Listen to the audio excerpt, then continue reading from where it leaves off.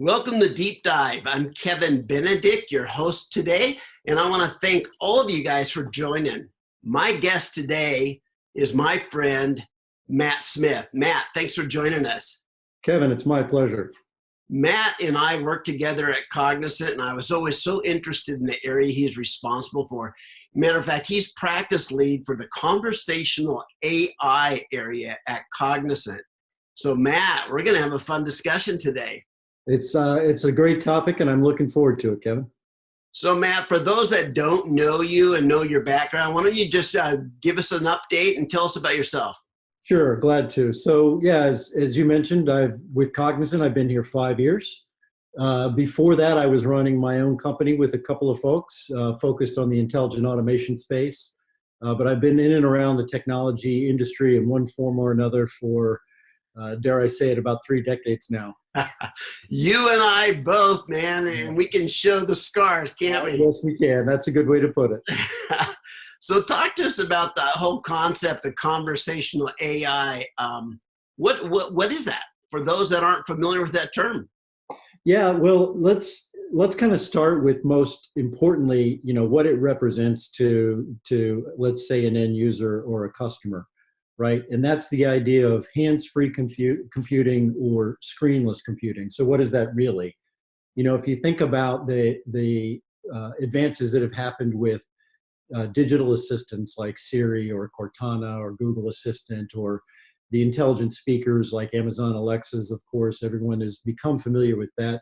It's that idea of being able to engage with technology with your voice as the user interface, versus the way we have been doing it really since PCs and computers took off, which was a keyboard and then a mouse, and then most recently a touch screen as the interface. So now our voices become the interface. So it enables a whole lot of things that previously you couldn't do, when suddenly your hands are free and you can move about a room or a vehicle and still engage with technology. Oh, that's fascinating. So there's keyboards, there's touch screens, there's probably motion on some of the gaming systems that are out there. Yeah. And so these are all ways of interfacing with a machine, right? Right. And now we're building these algorithms that allow our language and the words we say to actually control what's going on in the computer, right? That's right. Yep. So what's involved in there? So you have conversation and you have AI. Let's kind of separate those first and then bring them back together. What has to be in the conversation component of that solution?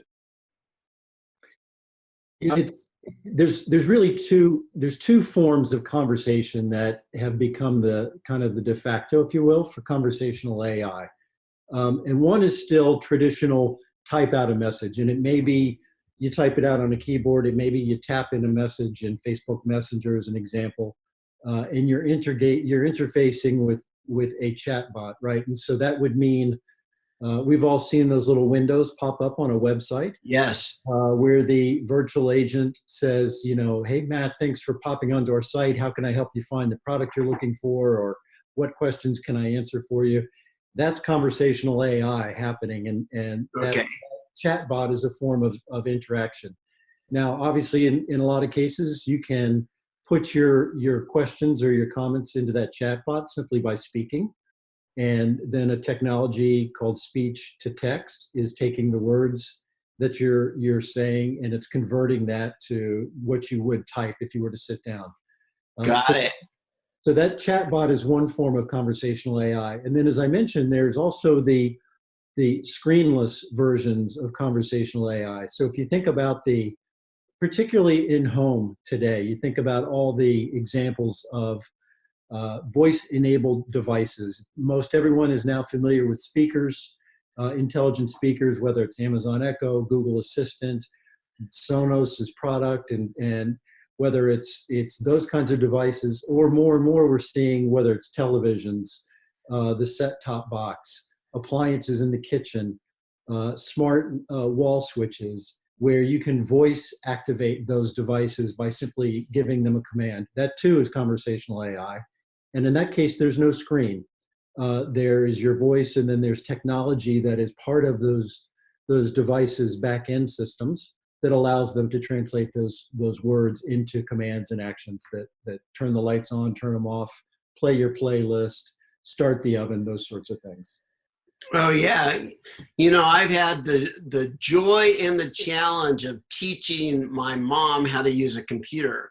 Yes. And I remember the situation where I said, "Mom, just move the arrow up there and click on it." And she says Right. to me, "What does it mean to click on it?"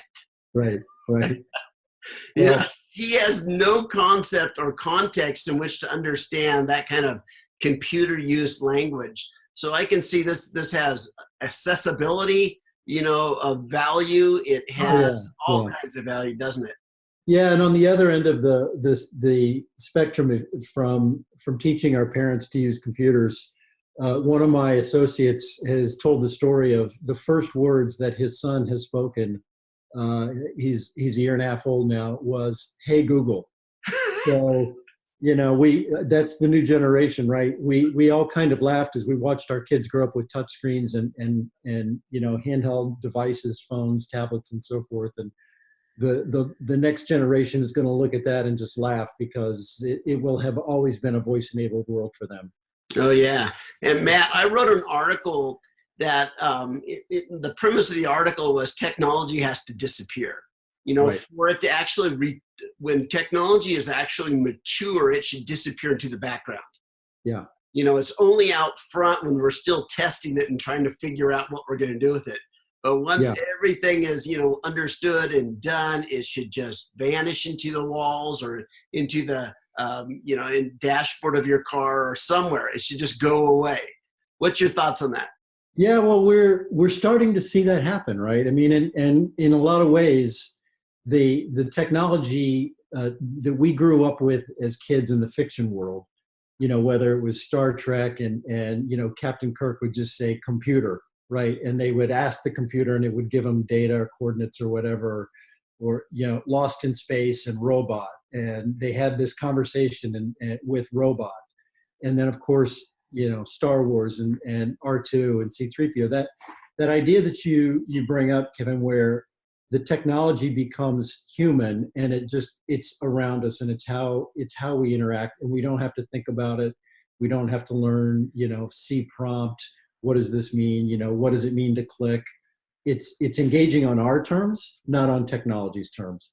And we're now, starting to see that happen with a lot of these voice-enabled devices and the idea of conversational AI.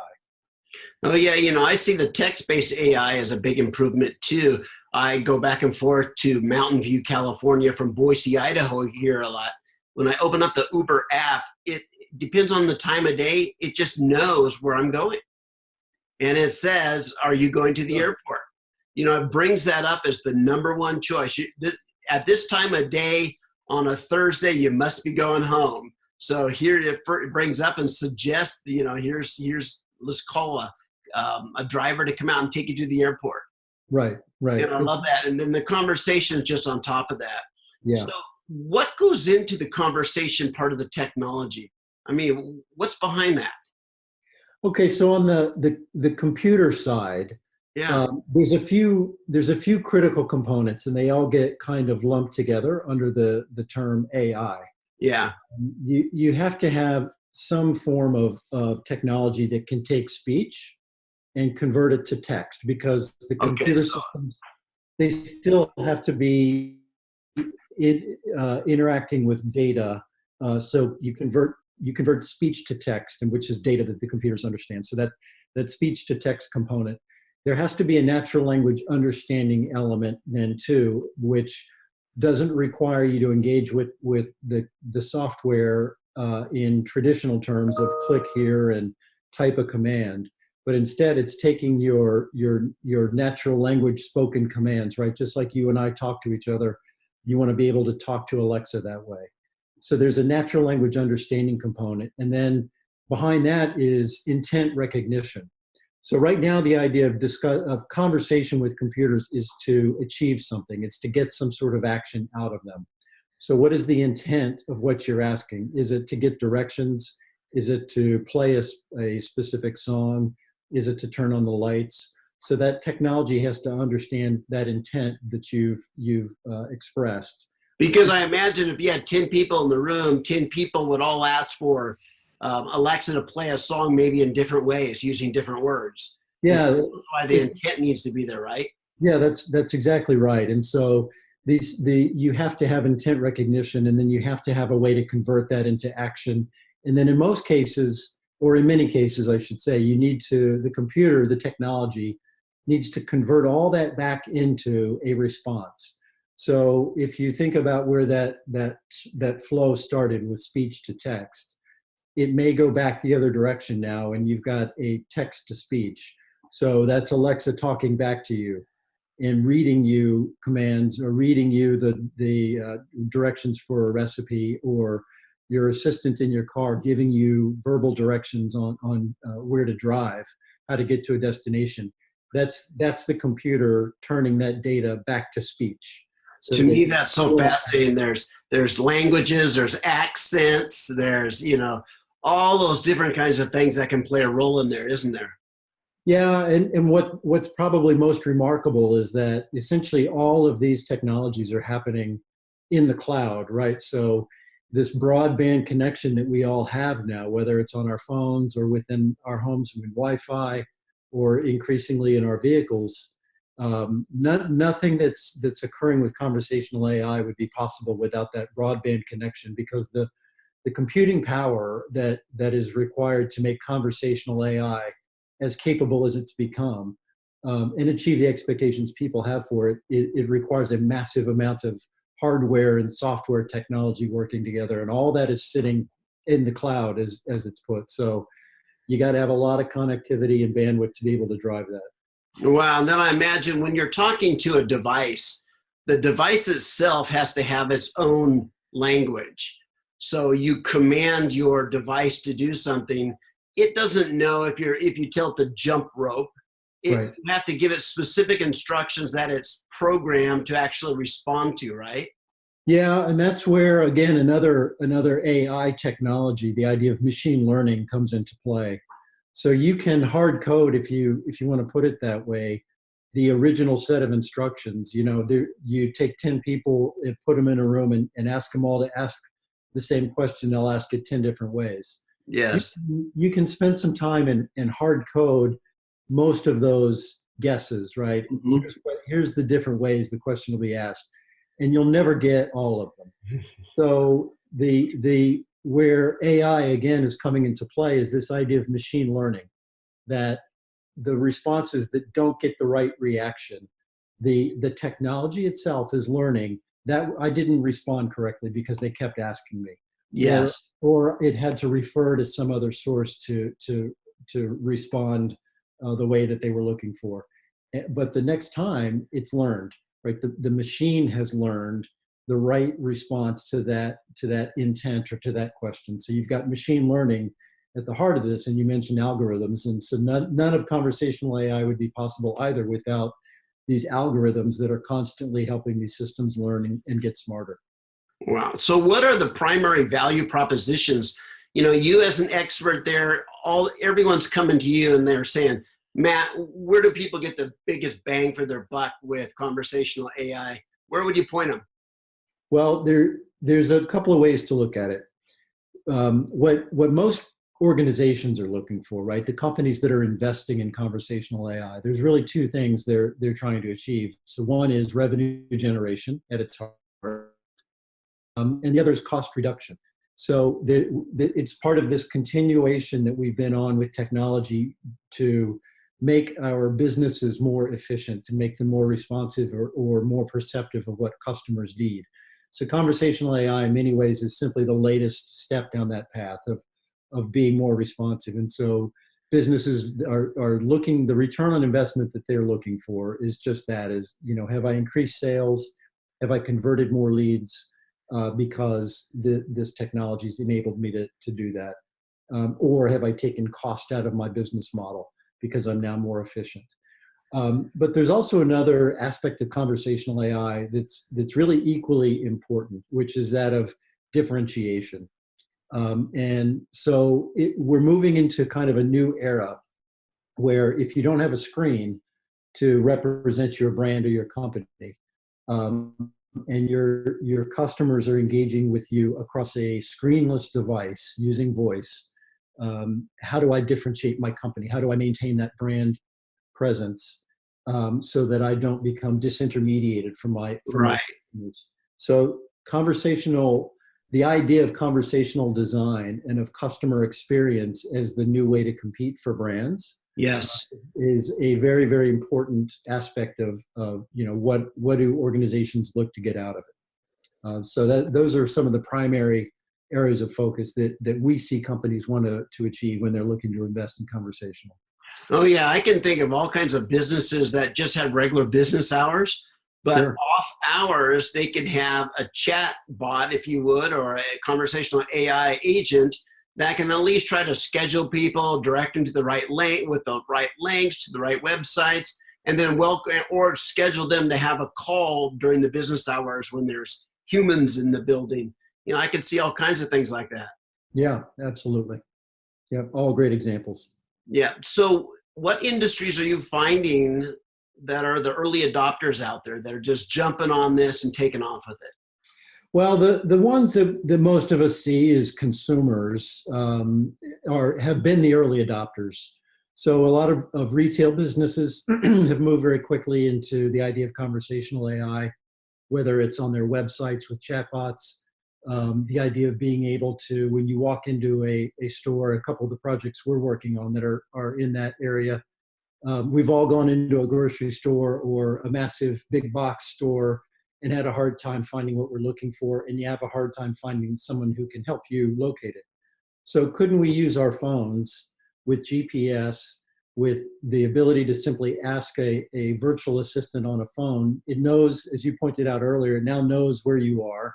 So, help me find this item on the shelves. I'm looking for this brand of coffee, or I'm looking for, Oh yeah.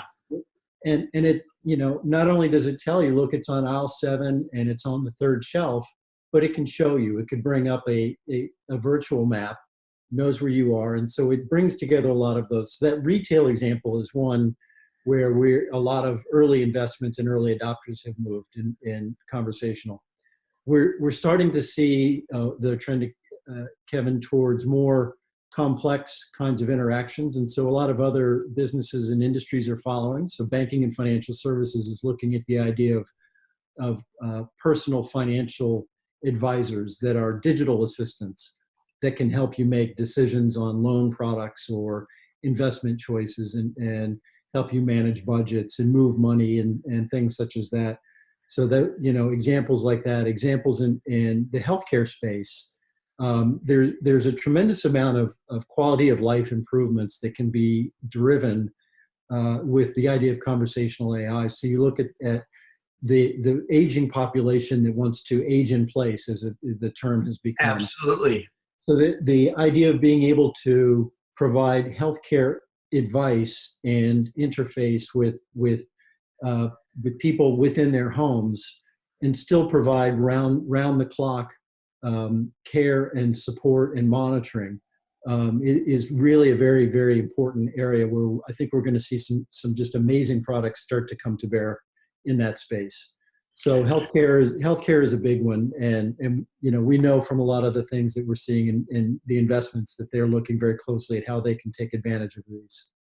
So we looked at industries, retail, healthcare, and something like that. Are there specific processes? Are they the processes that are the customer digital interaction area, the customer experience area? Is that where most of it's being deployed, or is there this whole industrial back end that people are using it on the plant floor? No, it's well, it will be there. It will be there, Yeah. but so there's really two broad categories of business processes, if you want to think about it from a customer's perspective, the conversational AI can help. And one, which is where most of the work has been done so far, is in the idea of informational support. So you think about probably 8 or 9 out of 10 reasons why you go to a company's website. It's to get information. You're looking for specs on a product, you're looking to make a purchase and you want to compare models. Right. Or a location where you can drive and drop something off. That idea of information retrieval using conversational AI, and whether it's chatbots or voice assistants, to improve that information retrieval aspect has become a real critical area and early adopter for conversational. Where we're going next, though, is the idea of transactional, and actually being able to complete some sort of whether it's a purchase or schedule an appointment, or get financial advice and then do something with that advice, that transactional aspect, which, if you think about how that works in terms of the systems that enterprises require to operate, there's a lot more connections that are going to be required in most cases for transactional. But there's so much benefit from a customer point of view to be able to provide that kind of service as well through conversational technologies as the front end. So those two, informational is one, and then transactional is the other. Those are the two business processes that are primary right now. So, Matt, it just occurred to me that as you're having more and more of these kind of conversations with AI systems on the back end, and there's less human interactions, are there actually the need for authenticating and voice recognition and that kind of thing, so that you're able to complete transactions and stuff in an audio environment only? Yeah, that you bring up a great point, Kevin, in terms of what makes transactional more challenging.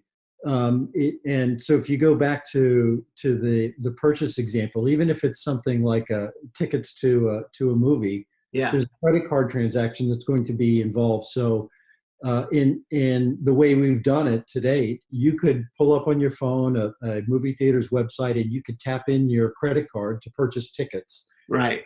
But if you want to use voice and you're sitting in a room with other people, you probably don't want to read your credit card. 4469. So the traditional ways that we've used or that we've required security or authentication aren't going to work in a screenless or hands-free world. We know that pins won't work. You won't want to read your pin out loud. So other technologies are coming along, again, enabled by AI. So a lot of the biometric capabilities. So whether just put your thumb on your your thumb or your fingerprint on the home key on your phone, or you take a picture of your face and facial recognition says, yes, this is Kevin, and Kevin's allowed to do that. Yeah. We're going to see more and more adoption of that, and as those technologies become increasingly secure and capable to provide the level of security and privacy that individuals are going to expect, we'll be able to make another big leap in capability from a conversational AI point of view. Got it. So talking about leaps there, that's a great segue into, let's talk about how a conversational AI has matured over the last 5 years till today, and then where do you see it going in the next 5 years? Well, I mean, the last 5 years and really the last 2 or 3 have been, kind of, we've moved past pure experimentation and kind of the novelty of speech recognition. So, whether it's talking to Siri or talking to Alexa, we've all now realized this can work. And so this kind of era of experimentation, we're moving though into the idea of conversational AI being everywhere. And this is going to bring about what you mentioned earlier, which is the idea that technology fades into the background. And so if you look at the home environment, whether it's light switches, appliances, entertainment systems, it can all be voice enabled. You'll have that technology everywhere kind of concept. Same thing in the work environment, where whether it's accessing a conference room or looking up resources in Outlook, or accessing data and getting informational reports, all that'll be voice enabled. So the idea of conversational AI being kind of niche and point solutions to being essentially everywhere we're right at the cusp of that starting to take presence. And so that's really, we're seeing 2019 as kind of a breakpoint year from experimentation to AI everywhere. Wow. We'll just see it continue from there, yeah. So where's the next 5 years going to take us, Matt? Well, the idea of connected products and conversational AI coming together is certainly going to happen. We're going to see less and less requirements for keyboards and touch screens and more voice enablement. We'll see the idea of security becoming more and more capable because of voice recognition or biometric, other forms of biometric. And we're going to see this idea of personal agents beginning to represent more and more of our lives, as well as these technologies kind of merge and meld together. The idea of having 50 apps on our phone goes away, and you simply ask your personal agent to do all the things that you might have tapped a bunch of apps for. Absolutely. So we know that a lot of those things are coming, and the idea of people talking to computers, but also our virtual agents talking to each other is going to become more and more of the way things will happen on a transaction basis. So you mentioned before that Uber knows where you are at a point in time, and therefore he probably wants a ride to the airport. Yes. What if it knew your whole day? Yeah. And your virtual assistant knew where you were going to be at all the points throughout your day. It knew what sorts of services you might require at each of those different points, and all that could simply happen in the background. And you never needed to go tap an app to do this or do that. We know that that's coming as well. That idea of virtual agents kind of helping to manage and facilitate our days throughout the course of all the transactions we have. That's where it's going. Oh, that's fascinating. Matt, I want to thank you so much for taking your Friday afternoon and sharing all your brilliance with us. Thank you, Kevin. It's always a pleasure to talk, and I look forward to doing this again with you. Terrific. And I want to thank everyone out there that tuned in for being with us as well.